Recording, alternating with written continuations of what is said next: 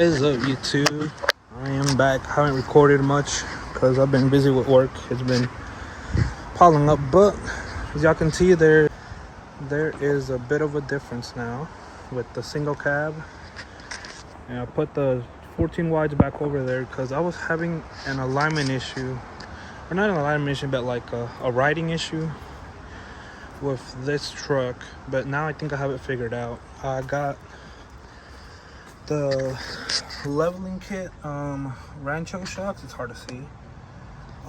Those, I believe they're 3 inches extended, so it'll make up for like the leveling kit. The fenders, I'll explain that in a little while. And then in the back, I originally had gotten the off-road ones, but the suspension was like really not bouncy, but stiff, and on the freeway it was just horrible. Like the whole truck was just shaking. So I put the stocks back on. Their stocks are still good, at least the ones in the back. The ones in the front were blown. And then the fender situation, let me explain. These are OEM fenders. The ones I had were made in Taiwan somewhere. I don't know where it says. Let me see. It was, hold up, it doesn't really say it, but it says it's from like an auto body. These were taking off of a truck at the junkyard, and I don't know if y'all can tell right there, it says made in Taiwan. OEM fenders obviously don't say that. They're either gonna say made in Mexico, or they're gonna have the little Chrysler stamp right there. And I'm pretty sure most of these trucks are made in Mexico, I think. I know Chevy parts are. I don't know about Rams though, but I'm pretty sure they are. Same with these. See how it says Dopar? I don't know why it says that, but and then the little Chrysler emblem. And yeah, that's why I got those. Hold up, focus.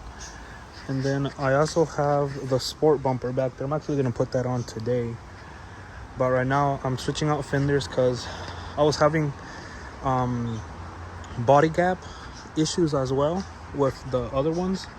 So yeah, I'm putting these. And then the one on this side was actually, this is actually an OEM one, but see the damage that it has right here?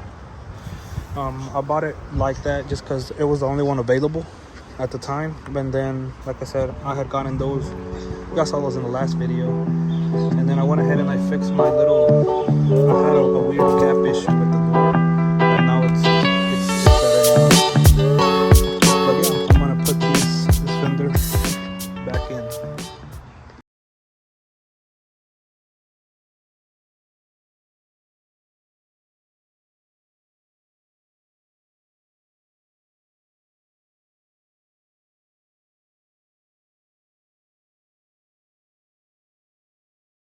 Alrighty then, so this was a kind of a pain to do. So I don't know what was up with it, but this fender wasn't lining up correctly, maybe because of the damage that it took. But I got my little tool that kind of measures from center to center on both sides. They were both coming out pretty good, but right here, this fender fits way better than this one, as y'all can tell.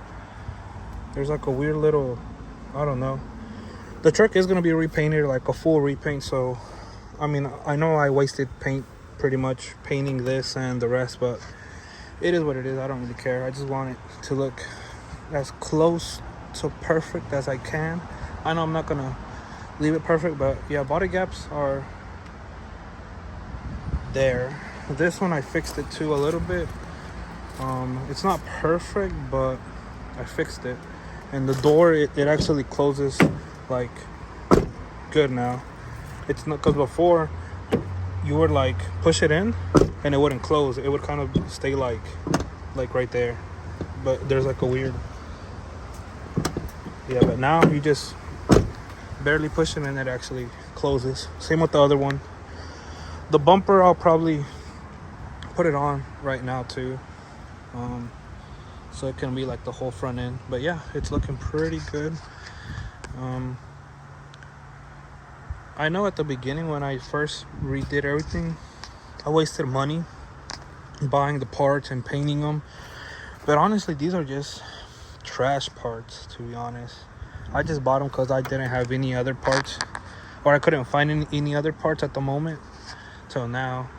I did swap out my mirrors with my other ones, but my 4th gen ones, as y'all can tell, the other truck has the ones I had bought originally for this one. And the reason I did that is because this little square right here, I can see literally. So let's just say that the camera is this little mirror right here. So I can see like that pretty much. And I always like to see my tire where it's at, because whenever I'm backing into places, like obviously these don't really matter, but when I had those, and I'm always gonna have offsets, these are just kind of like my temporary setup. I always like to see where my wheel is, because the other ones I couldn't see nothing. I literally couldn't see my tire. There was like a weird blind spot where like I couldn't see cars also. They were just horrible, but these are way better. That's why I swapped them out to this one. I do gotta run the wiring. It's just right here. All the wires for the turn signal and the puddle light. I just haven't figured out how I really want those to be wired. But yeah, I'm gonna keep going. 24 hours later. What's up, guys? So it's a new day, and I haven't done much, honestly. Same thing. Haven't even cleaned up the fender or anything, but yeah, back from what I was saying, I mean, the gap is a lot better. It's still a little iffy around like right there. Yeah, you can kind of see it, but only there. I don't know why I didn't have a problem with the other fender. The other fender on this side was OEM, but it was like damaged underneath, like the inside of the headlight area. But that one fit perfectly. But this one's weird, but it's not, you know, I can live with it. And then this one came out really good. This one's like really tight there. But yeah, I mean, at least they're OEM. That's what I like now, because they used to be like really like floppy for no reason. I don't know why, but like now they're pretty strong now. The other ones were floppy. But one thing I did do right after I ended the other video was I wired up the mirrors that were on this one. I wired them up to work like OEM style, I guess. So pretty much whenever I unlock it, lock it, whatever, let me show you. So these work with the turn signals, and then these turn on whenever the cab no, not cab lights, but whenever the interior lights turn on, as y'all can see. I don't know if y'all seen the interior on this one, but it's pretty clean, I guess you could say. No cracks on the dash or anything. Right here it does have a little bit of a crack, but I have like 4 of those. I just haven't messed with it just because I don't really want to mess with it, but I got like 4 more of these whole bezels inside the little shed. But yeah, I mean, and also my door closes a whole lot better than before. But these lights, they turn off whenever the inside lights turn off. So watch. Hold on, let me try to make it to the other side. Y'all can see they both work. Come on, turn off. This might take a while.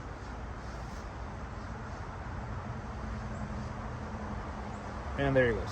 So yeah, that's one of the, I guess, cooler mods for me, because it's really hard to wire this up to work with that. Well, not hard, but it's really hard to make sure, like, for example, you don't see the wires running. I pretty much got them through here and then through the cables that are right here. That one was a little bit more complicated because I couldn't run the wires, the other two wires, the turn signals through the firewall because of the whole like heater core and all that stuff. So that one was a little bit more complicated, but I still got it through to where like it's not as noticeable. It is a little bit noticeable though. Y'all can kind of see where like the cable is. It does go in through here because I had to connect the puddle light to that side too. So also that y'all might be wondering, why did I go back to this setup? I know it doesn't look the best. It honestly doesn't look right at all. Even when I had the actual color matched fender, it looked horrible. It still does. The reason I did that is because I wanted to figure out what was wrong with this truck, because as far as suspension wise, because I did do, I actually didn't even mention that I got some new shocks. They're Rancho shocks, but these are the leveling kit application ones, so they're like 3 inches longer than the stock ones. In the back, I had also gotten the back ones, the rear ones, but obviously y'all can't see them because they're all black. But I went back with my stock ones. The reason I went back with my stock ones, because when I was going on the freeway, my car, the truck would really bounce, like, and I'm not talking about like just, how would I put it, like a smooth bounce. It was like it had a lot of like recoil, I guess you could say. It was really weird. So then I started messing around with like, okay, so it might be these wheels, because I had these on it when I changed the shocks. I thought it might be these, so I swapped them, and then I drove it again, and it did the exact same thing. So I was like, what the hell? So then I took the rear ones out. My rear shocks weren't blown, they were just a little soft, and I took them out and I put the stock ones back in, and problem solved. It drives a whole lot better now. The suspension feels pretty smooth now. These tires, obviously, I mean, the tires are good. The tires, I bought them brand new, but the wheels just look bad on it. I don't think I'll be putting these back on here, and if I do, it's just for like a little bit, because I do want some forged wheels. I just haven't decided on what to go with. If I want the JTX forged, if I want the KG1s, or American 4s. I don't think I'll get American 4s just because they're played out. I mean, don't get me wrong, they still look really good, but I don't know, it's not my style. If I happen to run across some that look really, really good, then yeah, I'll get them. But for me to spend that type of money and get something that everybody has, I'd rather not.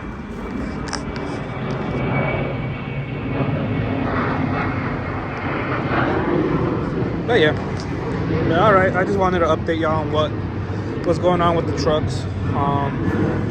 I turned this one on, by the way, the other day, and it cranked first try.